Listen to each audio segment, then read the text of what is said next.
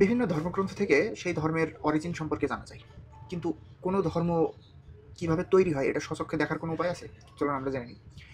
প্রায় ২০০ বছর আগে ইউরোপিয়ানরা হচ্ছে মেলানেশিয়ান দ্বীপ, যেমন পাপুয়া নিউগিনি বর্তমান যেখানে আছে, ওখানে হচ্ছে ওরা জাহাজের মাধ্যমে কার্গো পাঠানো শুরু করে। তো এক পর্যায়ে পাঠাইতে পাঠাইতে ওই দ্বীপগুলোতে যে আদিবাসীগুলো থাকে তাদের সাথে ইউরোপিয়ানরা সংস্পর্শে আসা শুরু করে। দ্বিতীয় বিশ্বযুদ্ধ যখন শুরু হয় তখন হচ্ছে ওই দ্বীপগুলোতে এই কার্গো পাঠানোর পরিমাণটা বেড়ে যায়, কারণ ইউরোপের বিভিন্ন দেশগুলো চাচ্ছিল মেলানেশিয়ান দ্বীপপুঞ্জগুলো দখল করে নিতে। তো ওই সময় যখন প্যারাশুটে করে হচ্ছে সৈন্যরা উপর থেকে নামা শুরু করলো, এটা তো আদিবাসীদের কাছে সম্পূর্ণ নতুন, তারা এটা তো আগে কখনো দেখে নাই। তো এইটা দেখার পরে ওই উপজাতিদের ভিতরে হঠাৎ করে কিছু মানুষ বলা শুরু করলো যে আমি সৃষ্টিকর্তার থেকে হচ্ছে রেভেলেশন পাইছি। কি রেভেলেশন পাইছে সেটা তারা ধীরে ধীরে বলা শুরু করলো। আম, আহ, ওরা যে ওরা যে প্লেন থেকে প্যারাশুটে করে নামা সৈন্যদের দেখলো, দেখে এগুলোকে সামহাও ওরা অ্যাঞ্জেলিক ডেসক্রিপশন দিয়ে মানুষের কাছে বর্ণনা করা শুরু করলো যে আমি হচ্ছে একজন ডিভাইন ইন্টারপ্রেটার, যেটাকে আমরা নবী বলি। তো ঠিক একইভাবে ১৯৩০-এর দিকে মোটামুটি অস্ট্রেলিয়ার পাশে যে পাপুয়া নিউগিনি, এই পাপুয়া নিউগিনিতে নতুন একটা ধর্মের, নতুন একটা না অনেকগুলা ধর্মের আবির্ভাব শুরু হলো। প্যারাশুট থেকে নামা ইউরোপিয়ান সৈন্যদের দেখে মানুষ হঠাৎ করে নবী রাসূল হওয়া শুরু করলো। ঠিক এইভাবেই কিন্তু হচ্ছে ধর্মের সৃষ্টি হইতে পারে। যেমন আমরা বাইবেলের পুরনো বিভিন্ন নবী রাসূলের অ্যাকাউন্টগুলো যদি দেখি, যেমন আইজায়া বা ইব্রাহিম বা হচ্ছে বুক অব ইনক থেকে যে ইদ্রিস নবীর সমসাময়িক যে কাহিনীগুলা, কাহিনী কিন্তু মূলত একই। মানুষ অন্য কিছু দেখছে, দেখে নিজেদের ধর্ম তৈরি করার উৎসাহ তৈরি হয়েছে। এখন বিষয় হলো, আমরা সাধারণত যে কোনো কিছুকে নিজের পার্সপেক্টিভ থেকে ব্যাখ্যা করার চেষ্টা করি। যেমন আমার নিজের ধর্মবাদে বাদ বাকি সবাই মৃত্যুর পর জাহান্নামে পড়বে, এটা তো সবাই বলে।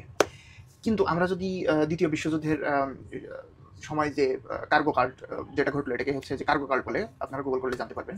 তো এই যে কার্গো কাল্টের মাধ্যমে নতুন নতুন ছোট ছোট ধর্ম তৈরি হলো, এদের কাছে কিন্তু ওই প্যারাশুটে করে নেমে আসা সৈন্যরা কিন্তু সবাই ফেরেস্তার সমতুল্য, যেহেতু তারা কখনো টেকনোলজি দেখে নাই।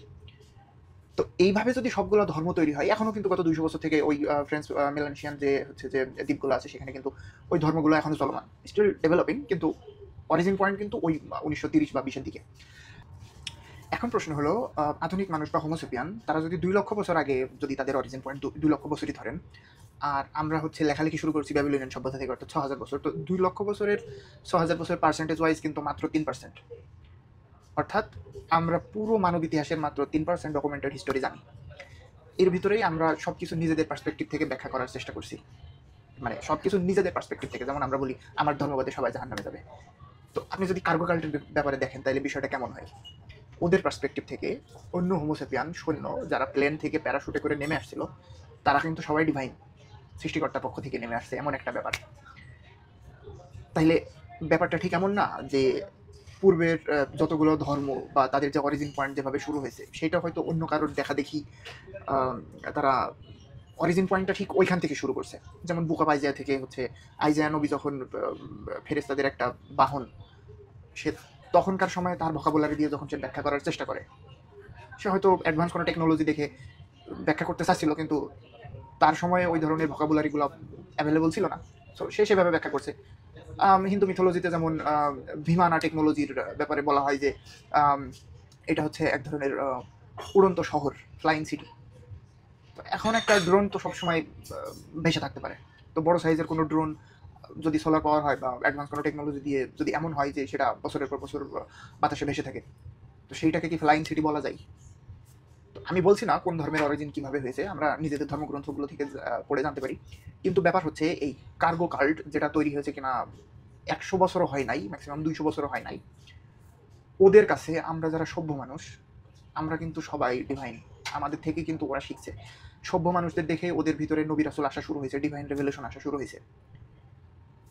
এইখানে আমাদের ভিতরে প্রশ্ন জাগতে পারে, তাহলে আমরা যেগুলো মিথোলজি বলে জানি সেইগুলা কি আদৌ মিথোলজি, নাকি পার্শিয়ালি হইলেও সেগুলো কিছুটা হইলেও সেগুলো সত্য? এই ধরনের প্রশ্নগুলো আমাদের করতে হবে।